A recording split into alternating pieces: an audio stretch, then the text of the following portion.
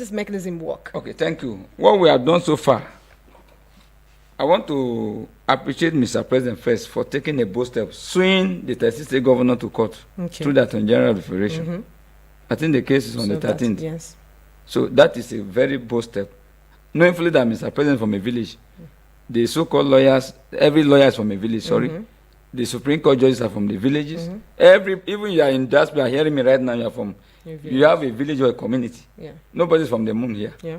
So we cannot be watching that our village is destroyed or our home is destroyed. So that action of Mr. President is a right step in the right direction. It's a welcome development. It's a victory for democracy. It's liberty for every household. And that is worth supporting. It's worth pushing. So now, to making the local government work in the interest of every household, what we do now is that each of the local government, we are creating what we call the community board as push. The community board we are going to create, each of the polling community where our people gather to collect PVC, under the sun, under the rain, and elect leaders. We are going to have each polling community have a community board that will train people on governance, how to present their lawful democratic needs, where to advocate to, where to talk to their leader, where to interact on their basic community needs. You know, we are doing monopolistic democratic practice, which is not healthy for the democracy.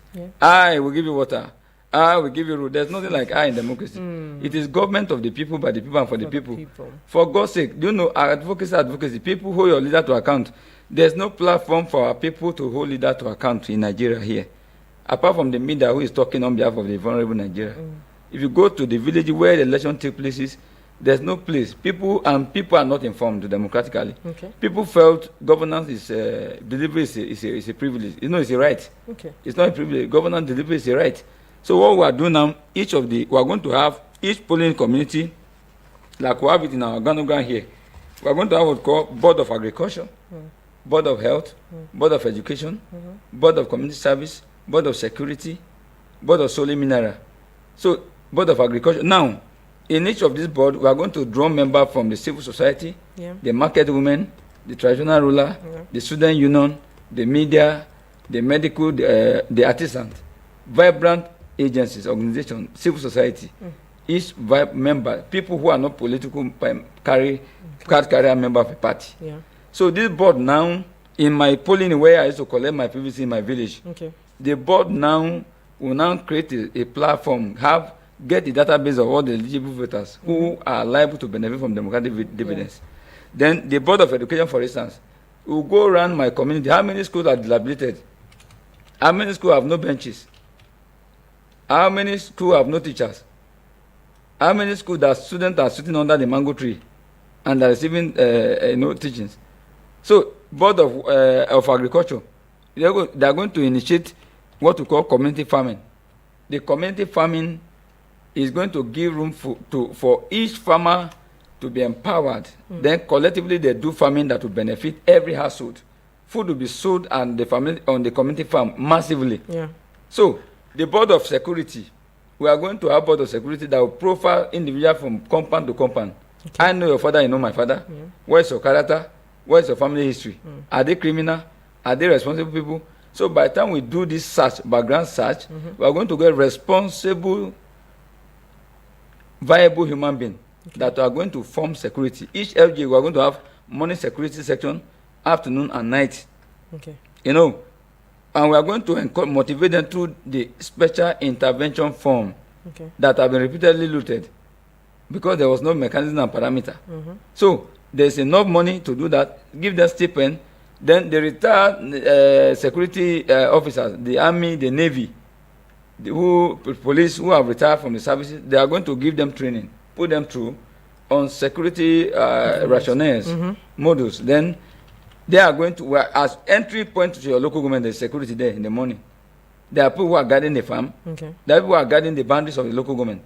So you don't behave anyhow. Board of Solar Mineral going to do what we call tracing of the available solar mineral, going to locate the location. Board of Health is there. There are some primary health care. There is no single Panadol there. Some is bush already. Some rodents and the rats have taken over. All right. So, and people are dying. Our people vote and go to 10 kilometers, 15 kilometers to fetch water on their head. So no water. And the local government has, I think from 99 to date, only 99 there was a local government election, successful one. After that, all to see is caretaker, DG, and they put somebody like a motorboy to come and be lawyer to the governor, give him small money, pay salary, and go and take care of yourself. All right. Because we have other questions to attend to. Nobody take care of the people. So we want to make governance participatory, inclusive. Want people to voice out, to have a place to sit down to discuss what they need organically, and create a database that even Mr. President can sit down in Abuja here. Click on your local government will pop up, they'll see your people interact with them directly. All right. There's no mediator, no psychophantic advisor, people that are sitting, people all is where people are suffering, that are dying, see all the people are not hungry. No. All right. Governance. So let's go over to you, because you have been quite an ardent listener here right now. What has the response been? Because it's okay to, you can write all of these structures down, you can have all of these plans put together.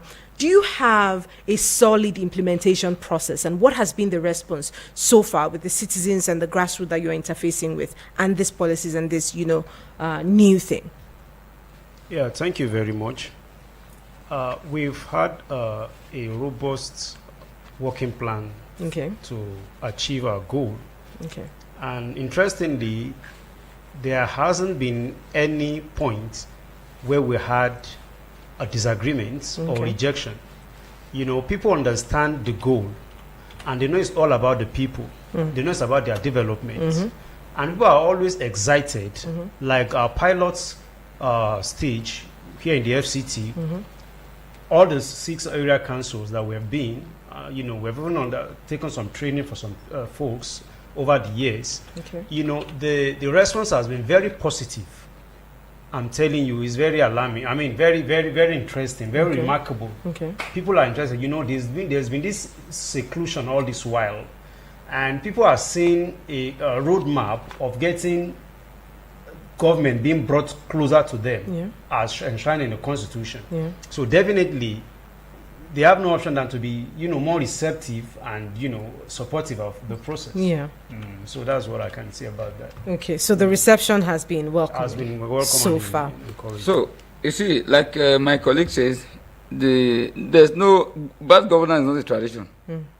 Democratic book we have read does not encourage bad governance. Section 14 of the 1999 Constitution as amended, subparagraph 2A, say, security and welfare of the people shall be the primary purpose of government.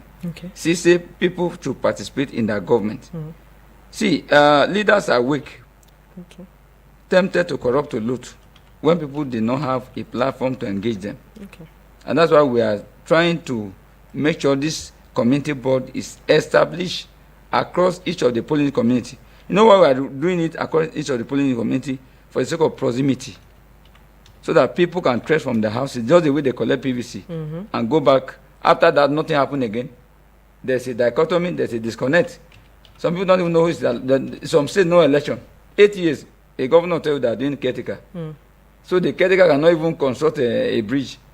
Sorry, it can't even be in the borehole. It can't paint even a house.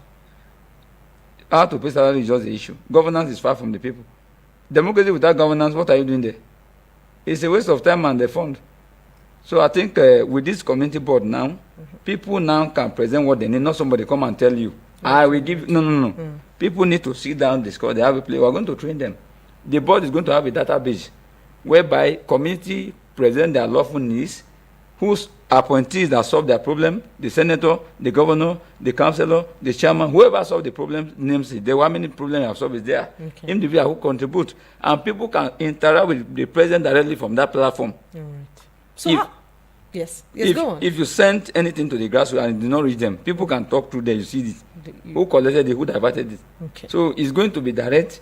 Even you are in US, you can access the board. What is happening in your local government? You can access it. So the local government autonomy is very sacrosanct. As Mr. President is pursuing through the Supreme Court, and I'm telling the judges there that they are all from villages. They are from local government. So compromise should not be here there. Money should not play a role anyhow. All we need is let local government be free. The Constitution recognize 3 tiers of government: the federal, the state and the local government level. And as I think as at now, May allocation have been disbursed about 1.4 trillion. Yeah. So we need to know all this. Even the so-called caretaker in some local, they don't know amount coming to their local government. Yeah. They don't know. So let us. Because there's still influence of the state. Yeah, they are loyal to their principles. So not loyal to the people. Yeah. And a leader is supposed to be a servant of the people. So that brings us to the issue of the leadership, and which we are going to talk about it. All now. right, let's go on. Okay, Ms. Ayo, please, the leadership class. Well, please, before you say something, please. Right now, one of the biggest headaches Nigeria and Africa is having is leadership. A leader like a driver driving motor, having a lot of passengers. When he drive nonsense and the car somersault and scatter, the whole people will be destroyed. All right. We assume that here, people assume that because you have PhD, MSc, you are a leader. No. Leadership is a serious training. We need to leadership and governance, democratic orientation. All right. So that's why we are creating a platform now. It has been opened, declared opened.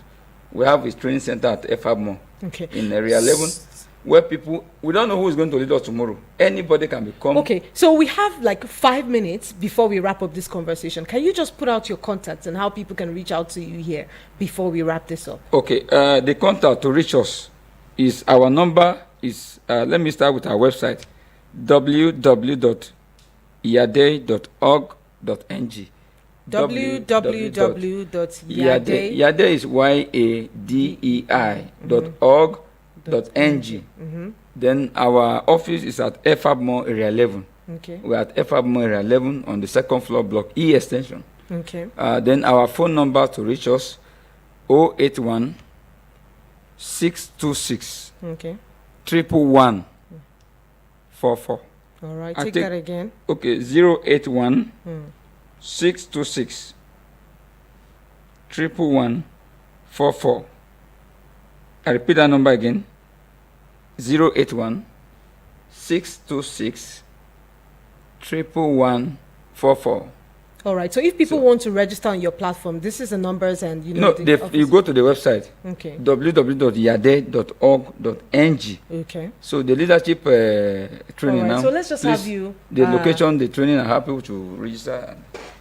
Yeah, thank you very much. You know, leadership is very, very important. Okay. You know, leadership is, you liken it to, like you have a driver conveying some folks and passengers in the vehicle.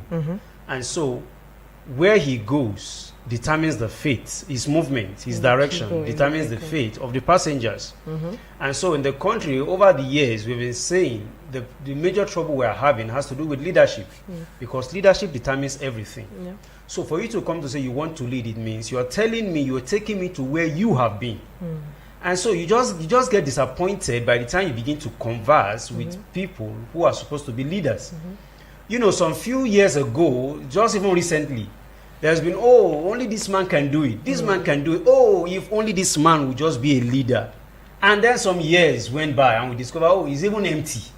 And so even you yourself, you need to do some critical evaluation about yourself. So even leader, are you even worth being a leader? Do you have this leadership quality? There are some salient points, some salient qualities and characteristics of leadership that many of us still do not know.